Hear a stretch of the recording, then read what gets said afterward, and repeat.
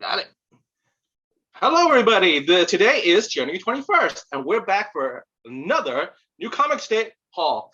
And I know it's Friday. We're a day late, but we're not $1 short because look at all these books. Look at all these books we got to talk about. It's going to take a while. Hopefully not. But anyway, so let's just get started. Lohi, how are you doing, my friend? I'm doing fine, Ben. I'm doing totally fine. I have like 14 books, which is like an unusually big week for both of us today. So we've got a lot of books to cover between the two of us. So let's not waste too much time and just dive in.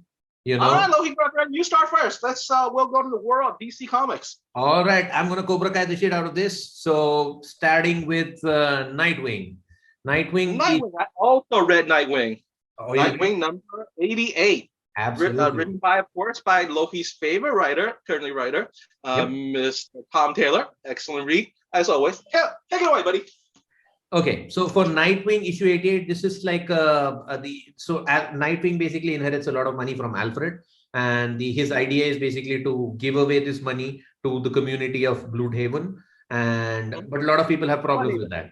So he does this whole public kind of announcement. And he wants to do this whole press tour, and but then there are like people who sent like these two assassins after him, and the whole story is about that. What happens at that event when he's like trying to give this public speech to everybody about him distributing his wealth to the needy and all. And there's the two snipers who are basically there to. Let me stop you there. These two assassins, right? They're sent by Blockbuster. They got the stupidest name. Was it Gun Bunny and was it the one Gunhawk? Gunhawk and Gun Bunny. DC, better name than that. These character names. I mean, names. You read a book called Gun Honey, so you can definitely appreciate a Gun Bunny, Ben. Hey, Gun Honey is better than Gun Bunny. Okay. Any day. But that was fun. Go ahead. So but it was a fun issue, and it features like if you're a Titans always excellent.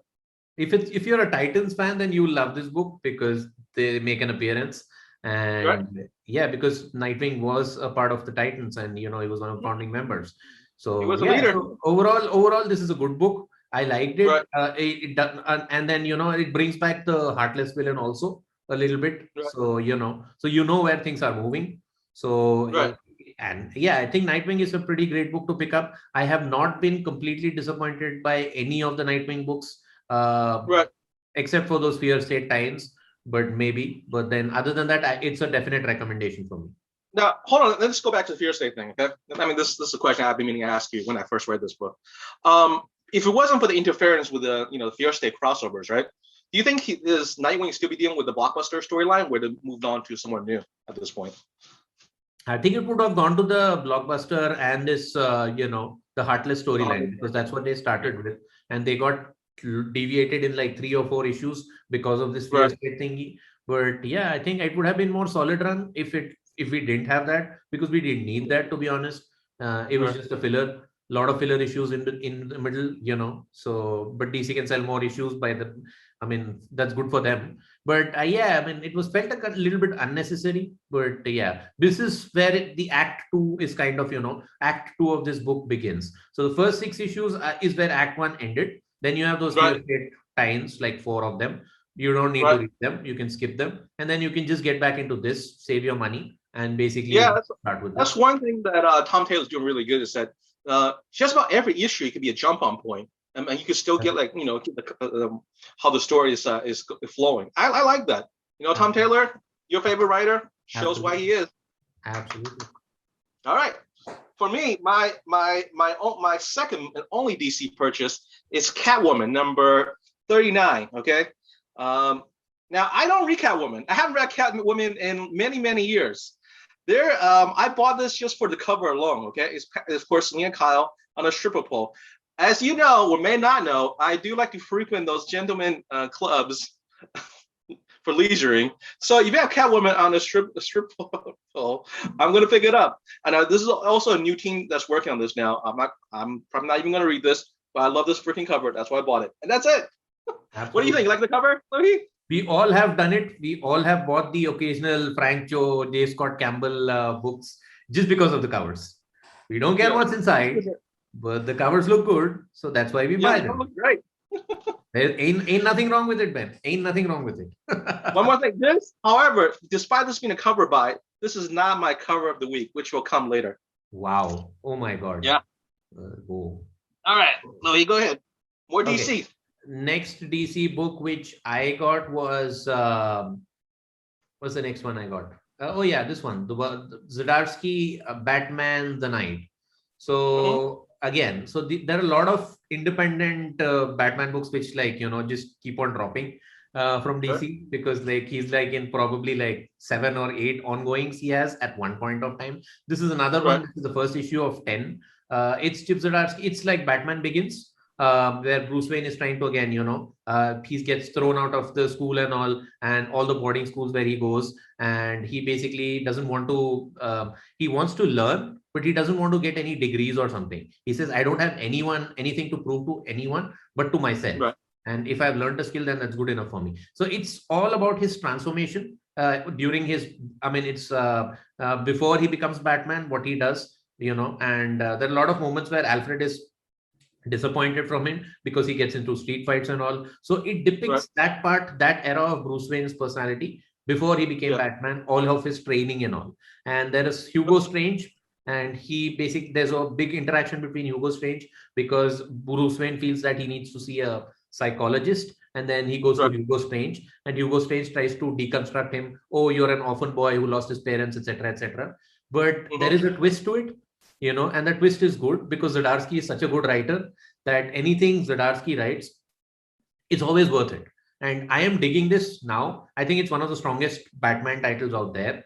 And, better than his ongoing. This is one of those good stories, from which basically kind of the origin story of Bruce Wayne.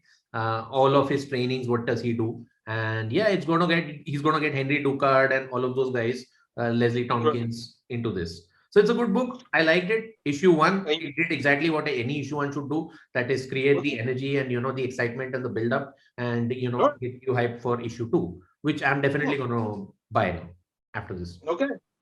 This book gets approval from Lohit. And if he continues to be good, I will buy the collected edition trade paperback down the line. Absolutely. It's Zdarsky. You really can't go wrong with Chip Zdarsky, Ben. Okay, and my last DC book was Blue and Gold. So Blue Beetle and the Booster Gold.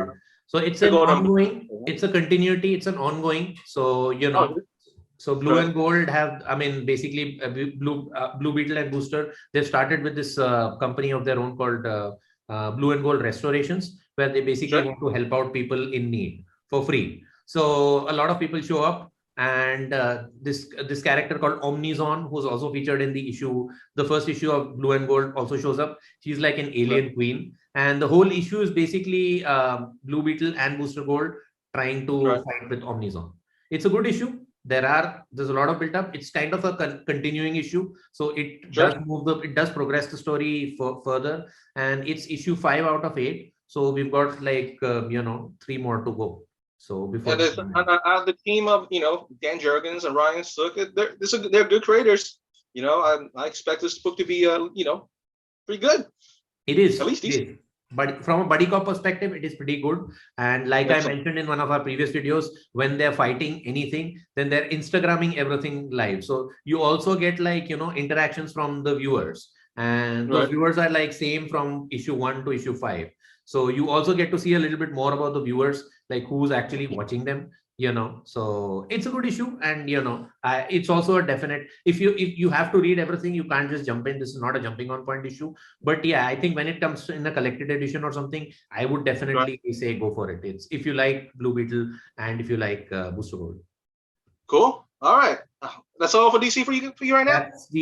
That's all the DC I had. Let's jump into Marvel. So I will do the first Marvel book. The first Marvel is Silver Surfer Rebirth #1. This features the classic team of Ron Mars and Ron Lim from the late 80s to early 90s. The one that that was part of such a long run in the 90s too. Anyways, this reads like my childhood. Okay, this is what the Silver Surfer feel like when I was around 14, 15, 16 reading Silver Surfer. That feels exactly what it is. Feels like home. Okay, when you're a child, you get that comic book. You're like, oh man, look how what Silver Surfer's doing on this planet. Look at the way Ron Lim draws the sparkles on on the surfer or any metallic object. That's one thing though. When I used to draw when I was a kid, right?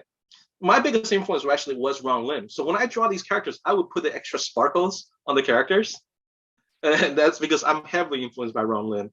And this story's good. It's basically you start off with the not introduction. You have Genis Vell, right, the son of Captain Marvel, try to save this Kree ship, and then Silver Surfer comes along, try to help him, and then they start talking, and then some sort of like a time lapse where you can see in the cover that Captain Marvel somehow has exchange places with his son, and they were middle of this Skrull invasion, and and they had to team up and fight off the Skrulls, and then of course a big cosmic character shows up in the end. I'm not going to spoil that part for you. I think it's one of everybody's favorite cosmic characters, and it's fun. The art is beautiful because Ron Lim, definitely buy an issue too. Lohi, did you read this? I did. I enjoyed it, and I agree to everything you said. It is basically, what we bought as kids, basically. So if you read any Infinity Gauntlet and all of that era, so it's all done by Ron Lim and Ron Mars, that Jim Starlin era, and Silver Surfer played a big role in Infinity Gauntlet, and with all the stuff and all, and this is kind of that era, and the art is very sublime. I mean, those guys have not changed. So if you are not liking the newer stuff that Marvel is throwing at you, if you feel that it's a little bit cheeky or it's like for kids or Disneyfied and all, this will bring you back to the 90s when probably I have the 3 epic collections for Right. Silver Surfer, the older ones, the older days. So this will bring you back to those days, and it's nostalgia and it's good, and the storytelling is good, and I'm totally interested, and the hook at the end was always fantastic. The cosmic character basically. So that's always he's always fun. So I'm really curious to find out where it goes next. So totally I think the 6-issue mini series, I would definitely buy an entire series. Just purely on nostalgia alone, but I'm sure it's gonna be good anyways. All right. I didn't look at have you looked at these covers, Ben? They got some great covers, man. You know what I really like is that the first cover on the left is the Momoko cover. I really like the way that one. Yeah, that's Hive Comics exclusive. That's an expensive one. Right. But there's. I mean, when it comes to issue ones, it's always going to be like. This is inspired from the What If issue of What If Silver Surfer possessed the Infinity Gauntlet. It's I used to have that. Yeah, you have that issue. I used to. It was actually one of the books. That's one of the books that was stolen from me when my storage locker got broken into. Oh, that's bad, man. Yeah, I know. I always wanted to have that issue. I always wanted to have it because I love the cover, and I think it had Ron Lim art, but I never found it. Okay, what next from Marvel? What do you got? What did you read? Okay, I read, of course, my favorite Marvel character, Moon Knight. Now, hold on, I have to say, here's the thing. I did not read Moon Knight, even though I do buy Moon Knight. I did buy the Raza cover. Okay, this is the hottest cover. This is my cover of the week, Raza cover, because it's so beautiful. I'm not gonna read it, but I will. I did actually order that cover A, which I'll be getting next week. I'll read it then. But I'm sure it's good. I don't know what's it about, but I'm sure it's something to do with Zodiac or whatever. And so Lohi, you're the one that read it, so you talk about it, right? I will. Raza. So so this issue is again, it continues the story of Moon Knight, and the whole idea is that he's basically being taunted by this Zodiac killer, and he goes to all the supervillains in New York. They're all in a bar, and then he goes to the bar and he says, "I know about this bar, and don't try to mess with me because you don't know what I'm going to do with you, what I'm capable of. But I'm looking for this Zodiac. Please point me to the right direction, and if anybody has any info about the Zodiac, then let me know." And the thing is that the whole issue is about him trying to track the Zodiac killer, trying to find his moves and all. So he's got the Avengers. So he's got Tigra, who's basically calling the Avengers, trying to find anything about the Zodiac killer. And at the end, the last 2 panels is when the Zodiac killer finally shows up, and it is dope. And what he does, what his next moves are, because he's like 5 steps ahead of Moon Knight. I already ordered this for next week. I'm gonna go to Midtown Comics and pick it up on Wednesday, and I'm gonna read it. I mean, like I said, I've been loving this Moon Knight series. So again, I thought I bought that cover, the cover A, but when I got it home, I was like, oh man, I only got the cover B, and it's so pretty. I can't read. I'm not gonna touch that. I'm gonna get my grimy fingers on that thing. I told you, right? I bought like what? I bought issue 1 of this run. I spent like $50 on it. I bought like what? 7 different issue number 1s and I've never opened them till now. I read it digitally. So guys, right now Lohit buys all his book digitally. So you know how rare it is for him to actually buy physical copies of comic book? He must freaking love this character for him to do that. I do. And I have to say. I always say that. Like, if a guy is going to have like Moon Knight on his phone cover, you definitely believe that, he really believes in Moon Knight. So right. That's the litmus test. Do you love Moon Knight or not? All right. Here's a question, my internet friends. Now, Marvel dropped that Moon Knight Disney Plus trailer this past Monday. I'm sure everybody's seen it. Well, how did you like the trailer? Leave a comment below. We like to see it, because me personally, I loved it. Loki, you loved it too, right? I did. I understand that there has been a little bit of a criticism about that trailer, that it deviates a lot from the storyline. But here's a cool thing, and this is something a lot of people have been speculating. It's not an original idea from me, because they only showed Stephen Grant in this trailer. So everybody was a little bit confused. Where is Mark Spector, and have they deviated? It could be so cool that if this is the first trailer, they only focused on Stephen Grant. In the next trailer, if they focus on Jake Lockley, and in the next trailer, they focus on Mark Spector, and finally you get the series. That would be awesome if they do that. Yeah, you might be right. Maybe the fourth one do a Mr. Knight. His fourth personality. Absolutely. Yeah. Hey, look, it's just the first trailer. They're not going to give everything away, right? The show's still up to a month and a half away, maybe 2 months away. Absolutely. You think a plenty of time to drop a little bit more material on the future trailers. So let's not go crazy yet. Yep. Disney Plus, Marvel show on Disney Plus has so far it's been very good, and I'm sure they'll continue. Unlike Book of Boba Fett. Okay, that was sorry. See, I mean, I feel sorry for it, because Boba Fett as a character in the comics, he really works. He's like this dark bounty hunter. He's like a little bit of Daredevil, Batman, Punisher, all packed into one. I missed the mark on this Boba Fett, because he's not even old man Boba Fett or something. He's not even capable of that, because even old man Logan is pretty brutal. So this is some Zen Buddhist Boba Fett of, I don't know. I mean, I'm not digging it. It's okay. It's pretty average. We're getting off the subject here. We'll do it. Well, one of these days we'll do a post game show. Yeah, don't even get me started on it now, because there's too much. We're gonna run on this video as long as it is. So maybe later we'll do a post game show. You record it. We'll post it on YouTube later. Absolutely. Anyhow, all right. So my next book is She-Hulk, #1, the new She-Hulk series, and I bought this Art Gem cover. It's nice. And it's also that Jim Bertel cover is pretty nice too. I have to say here's my problem. I haven't read a She-Hulk book in many years, right? So I don't know what's going on with She-Hulk. Last time I saw She-Hulk, she was like the big She-Hulk, and she was having sex with Thor. And this is Jennifer Walters. What? When was that? I don't even remember that. Okay. That is that's part of the Jason Aaron Avengers story. Okay. Yeah, apparently. So yeah. Okay. I haven't been reading that much that Jason Aaron. I wasn't digging it. I read the initial couple of issues, but I wasn't getting the vibe, so I kind of dropped. I would by the Jason Aaron Avengers either. But anyways, so this story you start off with Jen Walters. She's working from started to have her law practice again.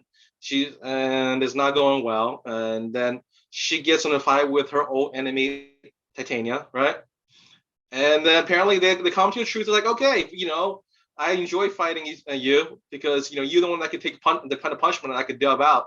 So if you ever have a need to to blow off some steam, let's just find a place to do Fight Club. And then really nothing. I'm not a fan of this book. This issue doesn't do nothing for me, and I will not be buying issue 2. Unfortunately, I don't know. I haven't read anything by this writer, Rainbow something, right? Whatever her name is. Apparently, she writes a lot of young adult books. Rainbow Rowell, that's her name. Right. Okay. All right. So I don't know her stuff.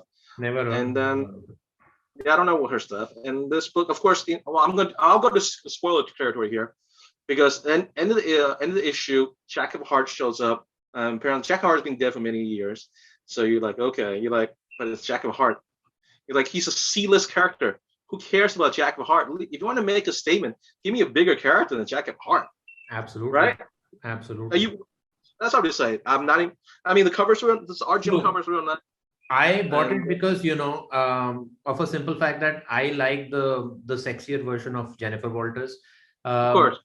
Because I mean, she is a visual character. That's what defines her personality. And Marvel had this whole epiphany that oh my God, she's over sexualized, so we need to make her different, and it's not body shaming or something. And they went that route, which is okay. I don't mind it. It's okay. But they were bringing back the character to her original roots, because something happens in that what is Avengers 750, which I have not read. But I only saw an article somewhere that, okay, now Jen Walters is going to be back to her original avatar. And I'll tell you, the best She-Hulk run, and that's the one which has an omnibus, is the John Byrne one.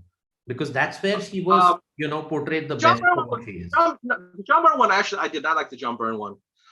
Because the Dan Slott one? Do you like the Dan Slott one? I love the Dan Slott one. I thought the Dan Slott one's excellent. The problem with John Byrne one is that it doesn't matter. Did you read the last issue of John Byrne, the John Byrne's run? Yeah, I did.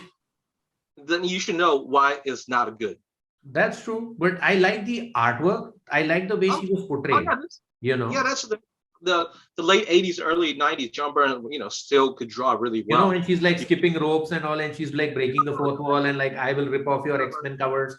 I get that, but the problem is that the ending, it just made the whole series, what do you call it? Didn't bother me that much. I was still okay with it. But then, okay, that's my impression of She-Hulk, let's say, growing up ever since, because that's my impression of her, that she's like this nice woman. She's playful, she's cheerful, she's very confident, she's a capable lawyer. So, and she's sexy and she's hot. She understands, and she uses her sexuality as also kind of also one of her powers, other than being super strong and all.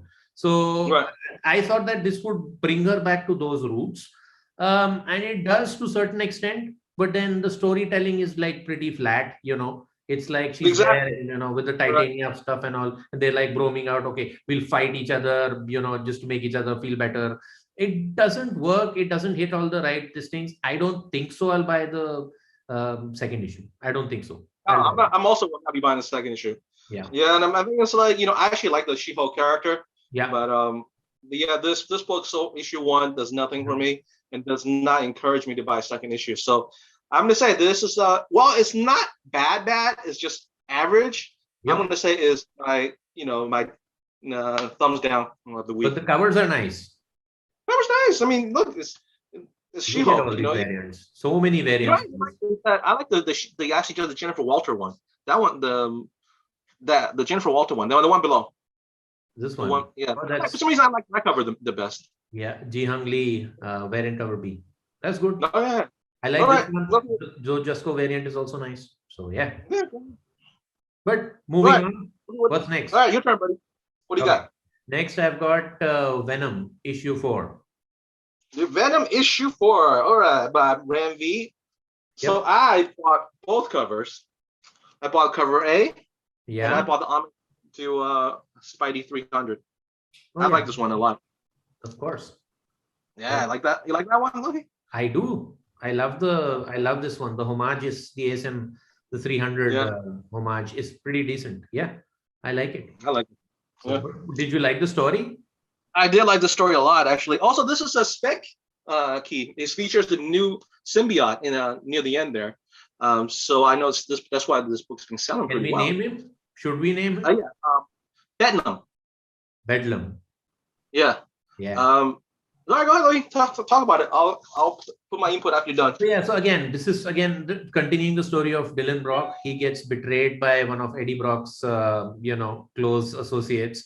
Even though Eddie Brock tells him that you should trust this lady and you should trust the Venom symbiote. So, and he basically does. and then he ends up in trouble. And the Life Foundation has basically they've captured Dylan, and they're doing all sorts of horrible experiments to him.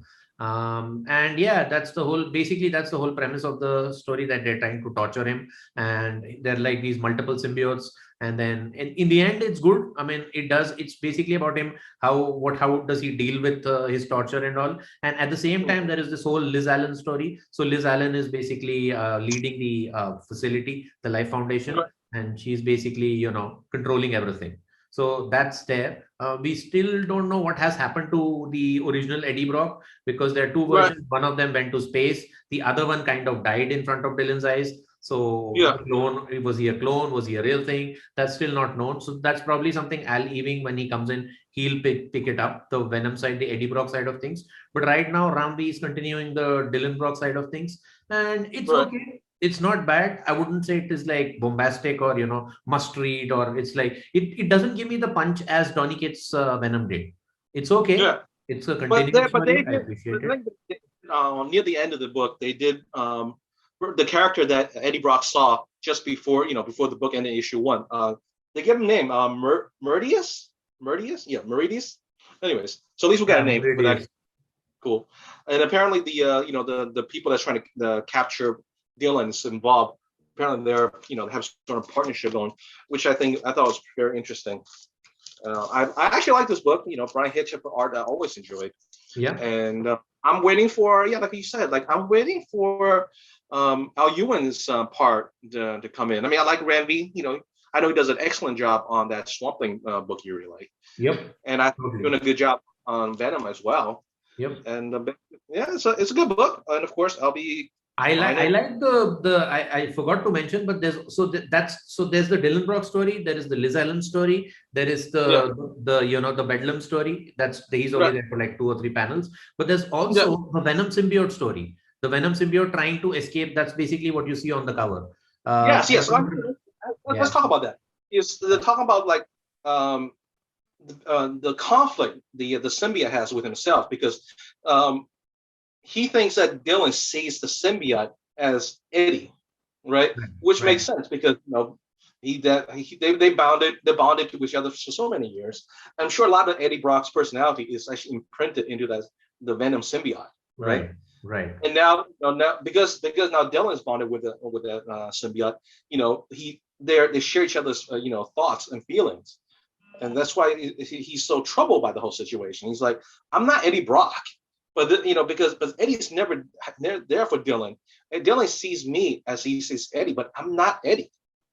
And I think that's that mentality. Even when that reincarnation of Eddie Brock comes, he says that the closer I will ever be with you, son, is when you bond with the Venom symbiote. I really like that part, and that's probably Ramvi's fantastic writing. So so I mean, come to think of it, it was good. I liked it. I dug it. So, and of course I'm going to continue reading Venom because I like Venom in general. Right. So thumbs up for Venom. Thumbs up. All right. Next book is a book I have not read. It's a spec book. I do actually read Strange Academy, and it's a good team. You got Scotty Young and Roberto Ramos. But I bought this because for spec reasons only. This is the first cover appearance of this character, Gaslamp. I'm actually only on issue 3 of the series. I'm very behind. I'm sorry. I will get to it. I'm trying to catch up eventually. I've heard it is good, but it's again with Scotty Young. I think isn't it catered to younger audiences, like a young adult kind of a thing? No. I mean, it's really not. Okay. If you read on what do you call his other books, I did. So I hate Fairy Tale Land. Despite the art, because somebody described Strange Academy to me as Marvel merged with Harry Potter. Yes, there's a lot of that students learn magic in a school environment. Right. That's why. Right. But that's why a lot of people, were buying issue 1 because they thought it's the perfect story to become a Disney Plus show. Okay. I know one of my favorite mutants is there in this. That's Magic. So Illyana Rasputin. So I wanted to dive into this, but let's see. I mean, at some point of time, probably on a collected edition or something, I will pick it up. Well, I pick up the first back. Like I said, Scotty Young is actually a pretty good writer. Despite after I think it's like for years I see him drawing those baby covers, right? More baby covers. Right. You're like, oh, right? And you read his stuff, it's like, wow, this guy's pretty good. Yeah, if you read like Midwest and stuff, that's pretty cool. So that's pretty dope. And we've read the Spartian books also, so we've always been trying to push that Midwest books on us for like months now. But we just finished reading I Hate Fairy Tale Land, which I really like. I mean, I like the first trade so much I bought the rest of the series, and I enjoyed the entire series. Yep, that was dope. All right. Yeah. Your turn. What do you got? Last Marvel book, I think we've covered everything else probably. So my last Marvel book was, I was craving actually, a little bit of good Spider-Man. And ASM has been so bad, and Cupcake Corner also, the Nick Spencer run, I know he rants on it, he raves on it. So, I was not too excited. But I heard that there was a good Spider-Man this week, and that was not the Peter Parker Spider-Man, but Ben Reilly, the clone Spider-Man. So Spider-Clone. So I read this one, and I really liked it. I was always into Ben Reilly ever since the Clone Saga days, but I liked his costume. Yeah, because I liked his like the half-sleeve Spider-Man costume. Mostly, I was a kid then, man, when all of this came out. So I look, oh man, that looks like a cool Spider-Man, and who's that? And then I understood, like, I know that it was not that good, the whole clone conspiracy. I've read the entire thing, but they did, like, I think a couple of years ago, Peter David did this Scarlet Spider story. I think he did like 12 issues or 16 issues or something. They're like three trade paperbacks on that. That's when I really liked Ben Reilly. That Scarlet Spider series. And after that, this is the first time I'm picking a Ben Reilly solo book. And it was pretty good. It's a pretty good read.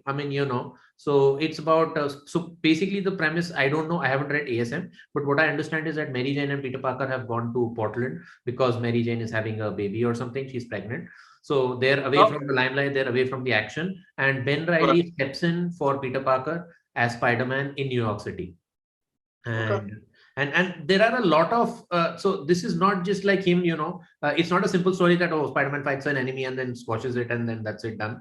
There are a lot of aspects. So it starts off with an origin of Ben Reilly because it's a jumping on point, it's issue 1. So they give you like a backstory of who he is, and they tell you that he was the original, he's not a clone, but he was the original one, So, and then there are like subplots. So there is like there are like multiple crimes which happen. So, he faces with one of his enemies, and then, that gets resolved, but then it builds into something else, and, and then he has to face that. And there are a lot of ramifications to this. And there is like, he has like you have Arkham Asylum, and you've got like the lead psychiatrist. They've got Ravencroft for Spider-Man. So he goes and, he meets up with the lead psychiatrist for Ravencroft, and she knows who he is because she was friends with Peter Parker, and Peter Parker has told her everything about Ben Reilly, and they have a very interesting conversation, and it is pretty good. And this is the only, probably the, other than the Batman Chip Zdarsky one, this is the number 1 issue which kind of impressed me, and I will go along with it. I will see like how good it is. It's J.M. DeMatteis, so he's a veteran. He knows. He Spider-Man, a long time Spider-Man writer back in the 80s and 90s. Well, I think mostly 90s. Yeah, he knows what he's doing. Absolutely. Unfortunately, he was involved doing the whole Clone Saga story too, which just doesn't help. Or does help? I don't know. But okay, cool. Loki likes Ben Reilly. All right, and for me, my final Marvel book is Hulk #3 by Donny Cates and Ryan Ottley. Now, since for some reason, I bought all 3 covers. Whoa. Because I'm a sucker. I have cover A, the regular one, right? You see that cover A? Yeah. And I got the Jim Cheung sketch cover. And the one I actually like the most is the homage cover with Dave, drawn by Dave Nakayama. I think this is my favorite one. I just love one. Show me. Right in the bottom right. This one? Oh, this one. Yeah, that one. Yeah. The Nakayama. Okay. The Nakayama cover, which I like the best. Wow. Yeah, this is like a homage to the original. Where it tells. The Hulk one. Yeah, probably. Yep. Did you like the story again? I know you didn't like issue 2, but I liked issue 2. No, I also like issue 3.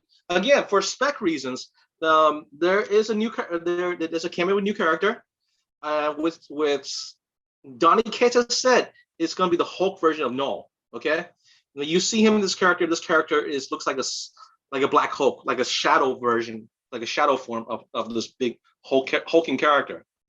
Now this book's pretty. Now, so basically, last time we saw the Hulk met up with a different universe version of Bruce Banner, where he did not get turned to Hulk, but since the gamma bomb worked, the United States used it to pretty much like take over the world. And the result of gamma bombs that he mutated a bunch of people into like these twisted Hulk form creatures, which they want to get rid of. And then Bruce Banner tried to get Hulk. He didn't actually know that this Hulk is actually Bruce Banner, so he tried to get help to get rid of these Hulks. And pretty much that's about it. There's a great scene where Hulk uses the Wolverine's hand to kill the giant Wolverine. I thought that was a very nice scene. Yeah, I remember that too. So yeah. So yeah, I mean, for spec reasons, I think you should buy this book, but also it's a good.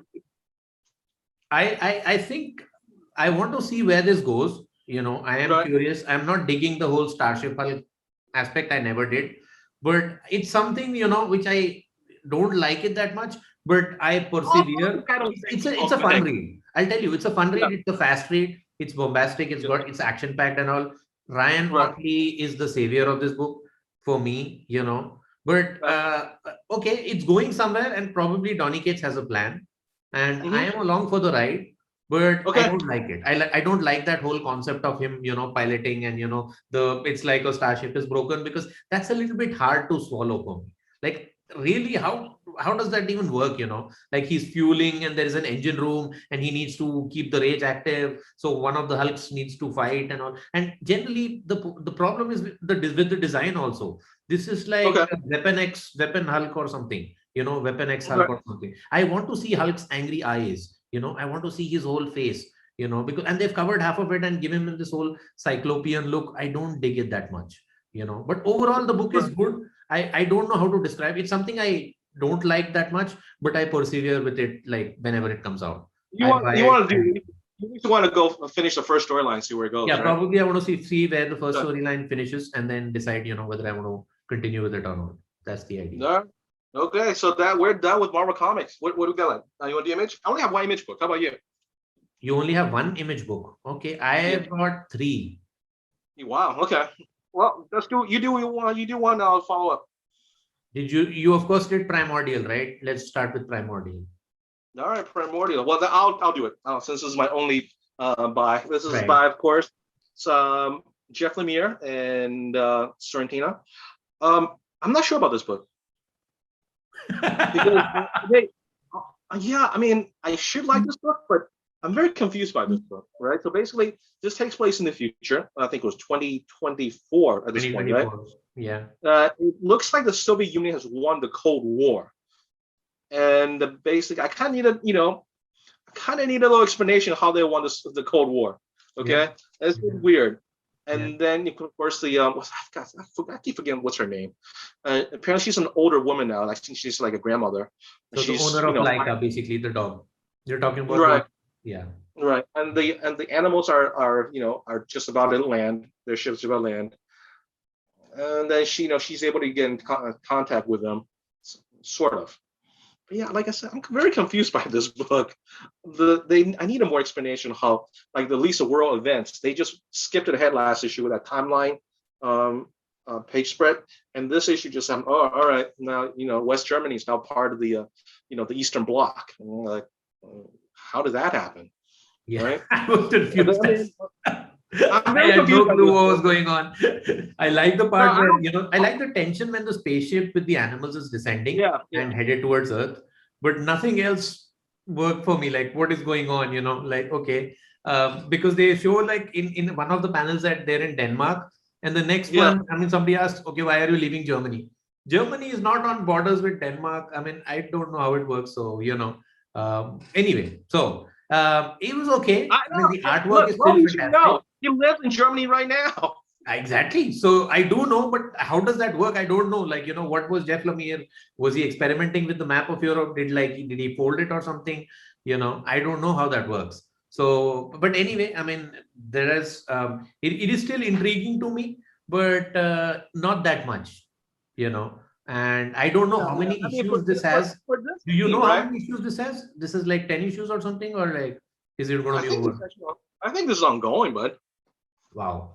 Okay. Yeah, So like I said, if they don't give me more details, I don't know how much longer. The things I love this team, you know, because I just finished reading Getting Fall not too long ago. I thought that was amazing, and right. this book started off amazing too. But right now, honestly, I mean, last issue was, I mean, last issue they skipped the time a lot, and this issue just happened.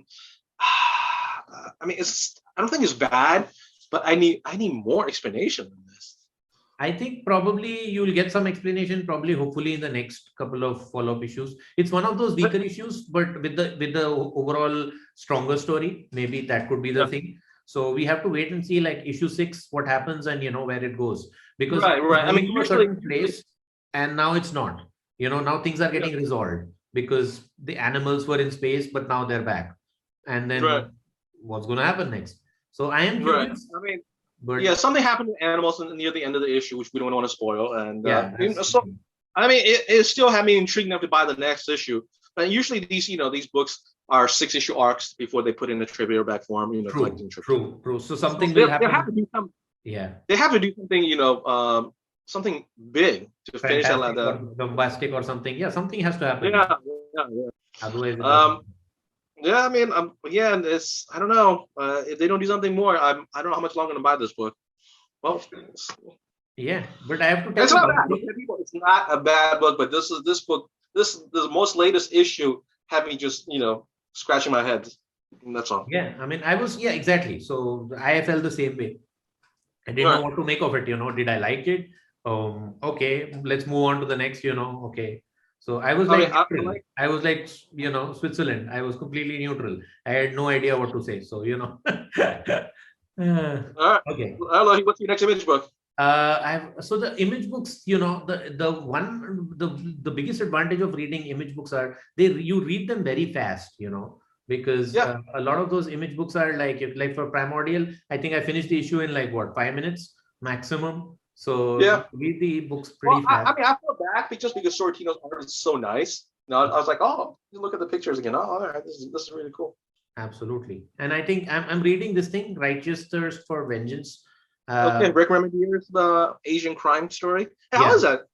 It is good. It doesn't have too much dialogue, which is basically, Okay. and the art is fantastic. So Okay. Andre Lima Arroyo, I think that's how his name is pronounced, or maybe I'm butchering it. Mhm. Art is fantastic, and art is Okay. fantastic. It's about this guy who basically picks up this contract. Yeah. You can just go to this website and they give you like all these list of people to kill. You can just pick. You can just take a contract, and a same contract can be picked up by multiple people. So the whole idea is that this guy goes. He's a Chinese guy. He's an American Chinese guy. Just looks Mhm. exactly like you. So in no disrespect intended, but and he's pretty fun. So he goes to he picks up this assassination contract. He goes there and he goes to this place where he has to kill this girl. He can't go through with it, and he ends up Right. killing the other assassin who's also there to kill her. And then what happens is then he escapes with the girl, and then suddenly the girl realizes that okay, she has a son, and she left him back. So he goes back. So this whole issue is about them, going back and getting the son, escaping out and escaping while other assassins have come up. So now he's on the most wanted list of the assassins because he didn't go, he botched up the assassination. And so he's on the red list along with this girl who needed to be killed in the first place. So they're both on the Right. run. So that's the whole premise of it.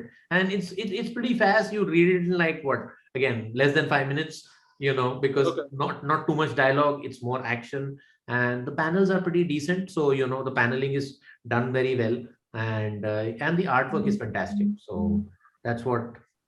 So I'm liking Cool. it. I'll follow it up. It's pretty fast read, so it doesn't take much time. So I'm invested in it. All right. Next one. What do you got?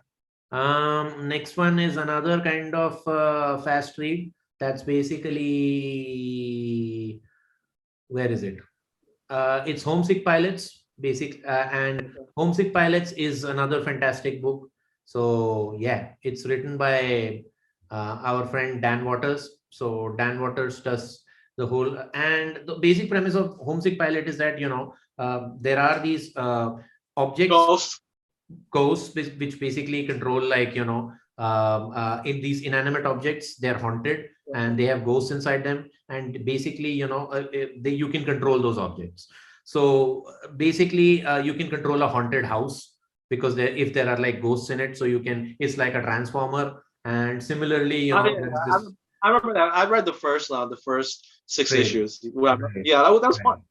So this issue is basically, the what's it called? The nuclear something. I think they call him the nuclear vengeance or something. So that's basically, he's like a proper robot. So a proper Megatron kind of a robot. He was going up Nice. against the house where Amy, our main protagonist, is basically commandeering. So it's basically the war of these ghosts, these kaiju battles, and it's basically an action issue about those two of them fighting. And there are a lot of emotional beats also, because the two people who are piloting them, they're these two girls who basically know each other from the past. They've been friends before and all, and they used to be rock stars and all. But it's dope, and but we are into the 11th issue, and I want something new at this point of time, because how, again, the same thing, the kaiju clashes, the house is again rising and fighting, and these ghosts are trapped in this house along with our main girl. So since the first storyline,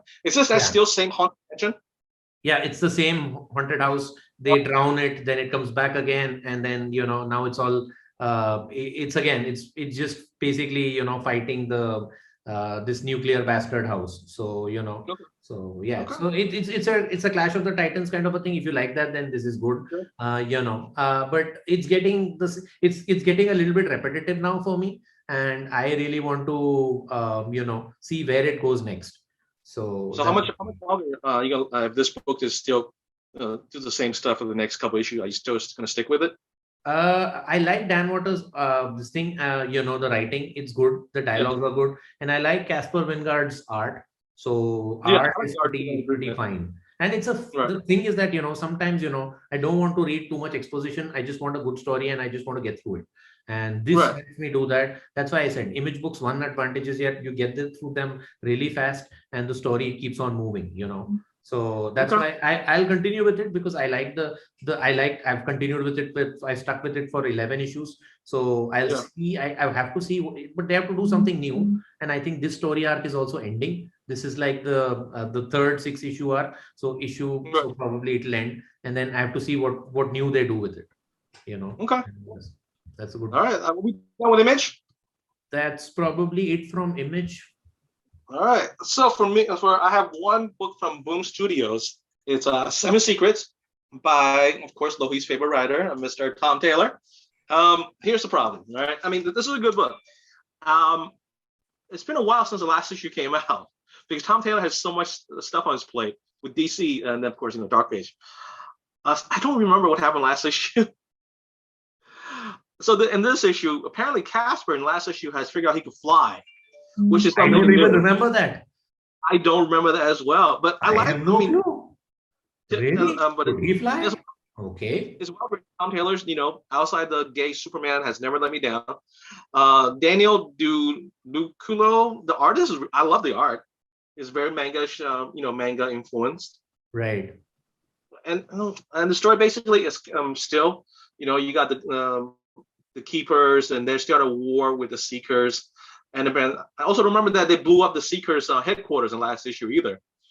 I need to read issue 12. I remember a couple of things from the first 12 issues, but even I had a hard time figuring out like where were we. And I mean, at one point this book was coming out on a monthly basis, and I had no problem following it. But I think the last issue came out, I think, in November. Exactly. Around about 6-7 weeks ago. That's the problem with these books we talked about. Absolutely. And that is kind of the problem with these books, because it's good. Is being overworked.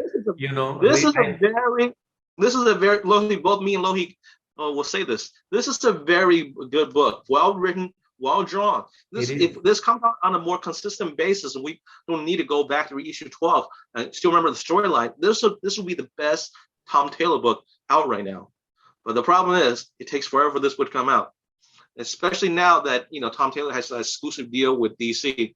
True. Issue 14, we don't know when issue 14 will come out. Maybe we should Google it. But yeah, Then, that's a, but would you recommend it for people who are reading it as collected editions, like in a trade or something? yes, absolutely. If you get that and you get the full storyline without wait months and months at a time for the next issue, definitely this is a very very good book. Okay, this is Yep. 7 secrets. I love this book, Yep. and even though I forgot about what's going on, I read this. I was like, wow, this is a very good book. Absolutely. I had the same Right. feeling. I had the same thoughts, man. Right. So I So had that's the it. Boom Studio book. I had Yeah. one last book, Okay. because and can you guess the publisher? Is it Dynamite? Of course, of course. But it's basically Red Sonja, Black, White, and Red issue number 6, Right. and there's no Lucio Perillo this time, unfortunately. Ah, boo! But look at the JLE cover, man. This is also pretty fabulous, The Look color, at it. the what do you call it? The usage color is fabulous. Yeah. So this is again, these are like short stories of Red Sonja, 3 short stories. The first one is excellent, really brilliant. The second one and the third one are also okay. So in all, I really enjoyed this particular issue. So one of them was a funnier story, wherein Yeah. probably somebody imitates Red Sonja, and wherever she goes, she rescues people and all. And so people start paying tribute to her, like they offer her like pieces of bread or some jewelry or something, and she doesn't understand why it's happening. And then finally Right. she stumbles onto this parchment which says that if you are ever rescued by a red-haired fair maiden, it's Yeah. the I don't know what she's called, but the Crimson Crusader. This is the Crimson Crusader rescuing you, and Right. you need to pay her tribute. And if you don't, then then you'll face her wrath. So everybody's like offering gifts to her and all, and then finally there's an address in there. So Yeah. Red Sonja goes, and there's this imposter who's trying to impersonate her, and she's like, hey, you're doing this for free, you could make so much money doing what you do and all. It's a fun story. Right. So they're like Okay. that's the second short story. The first and Yeah. the last one is a little bit hardcore. Okay. So the thing is, anybody can pick this up and read it, and that's the best part about it. You don't need to know anything about the character. Right. You can just pick up issue 6 and just Anybody feel happy. Right. As simple as that. And that's what comics are supposed to do, make you feel happy in the end. Right. Right. So I have Of Red course. Sonja in her metal chain bikini, with her sword and just tearing people apart, left and right. So that's Cool. All right. Well, Lohi loves his Red Sonja, and it's a good Totally. character. All right. So we have Totally. one last. It is my pick of the week. Is Animal Castle number 2 from Ablaze. Okay, Animal Castle number 2. Unfortunately, when issue number 1 came out, we were on break, so we didn't get a chance to. I didn't get a chance to talk about it, but this is a very good book. It's originally this original story is about people left this piece of land where the animals took over, and there's a hierarchy, and they were doing the whole haves and have-nots. It's very base. It's a political comic. What I didn't know was this is actually originally a French comic, and what Blaze is doing that they're just reprinting European comics in English. Okay. So last issue there was a revolt where the peasant class of the animals are trying to get in the storehouse because they're underpaid, they're starving, and of course the revolt was very violently put down. And so this issue is the fallout. So you see the bull right here, right? That's the president of all the animals. Right. And so in this issue, you find out that the bull actually, the humans are still around. So what they do is the president is trading like the worker harvest to humans in exchange for champagne and dog food, because like the dogs are the lieutenants and the guards for the upper echelon of the animal castle. All right, and then which which nobody actually knows that that's going on between the leadership and the human beings nearby. And one of the things that they do is I think is really good is that after the revolt, the president has a speech, right, talking about like who's gonna if we don't unite, the wolves is gonna come and get us. So we can't fight amongst each other, which is something which is a lot. I think it's one thing that a lot of weaker governments do, where they try to create like a foreign enemy, like a foreign boogeyman, just to keep citizens in control. I thought that's a nice touch. Also, there's actually one of the revolts, not revolts, one of the rebels, right? They put up a play of actually they're in their version of the Gandhi story, which I thought was, I thought it was really, this mice. People talk about like, how like this king, right? He's, his colony is not producing stuff he wants, so he keeps sending armies in, but still not getting results because this man of peace is talking about just don't do anything for them. They can send all the armies they want, but if we just don't give them any harvest, they really can't do anything to us. And I thought that was really well done. And then there's also a side story about this cat family who's doesn't really have anything, who really they're very poor, they have children to take care of, and this on the side. But they somehow when the rat was attacked by the guards of the president, he was injured. So the cat's taking care of, not the cat, it's a rabbit. Yeah, it's the rabbit. The cat actually saves the mice, and then the rabbit's taking care of the mice right now. That's how the story ends. And I think this is I don't know how people like political comics, but this one really, really good. The art is really good. The storyline is very strong. I like French comics, and I like these animal fables. So if it's like merging the two of them, then that would be great. Yeah. I recently read a French comic, which is basically one of the most famous French comics, that is the Incal. Yeah. Oh yeah. So right. So I am totally down for it. I have to read Valerian. I've told by a lot of people, my friends of mine who are French, who've told me that you should definitely read Valerian. The comics, the movie was not that great, but the comics are like really awesome. The Valerian comics. So I have to pick them up at some point of time. So cool. I intend. If Blaze ever collect this in a trade paperback form, whatever collect edition in English, I think you should. You should pick it up, unless you speak French. I mean, you could read French. Parlez-vous français? Moi, François, comme ci, comme ça. Oui, oui. Okay. And now we're come to the closing of our show. Well, internet friends, thank you for watching. And apparently we're on Spotify. That's I don't know how that works, but our friend, if you're gymming or if you're running or you can't come to YouTube for any reason, but you want to hear us, you want to hear about your new comics and all, what's there, what's happening, you can now, of course you can't see the gorgeous covers, but then you can at least hear us. You got to go on Google and Google yourselves. But I guess we could find the link for the thing. Lohit will put on the description box below. Maybe. Well, we gotta get that link from Connor, I guess. Catch us on Spotify under Cupcake Comics. It's Cupcake Comic Reviews. It's the same on Instagram. It's the same on Facebook. It's the same everywhere. Just search that. And until next time, share, comment, like, and subscribe. So, when the new material drops, you'll get the first one to get notified. And remember, Cobra Kai never dies. That's why he strikes fast and strike hard. I mean, strike first and strike hard. No mercy, Ben. You forgot the no mercy. Lohit never shows any mercy. He scares me. Do I?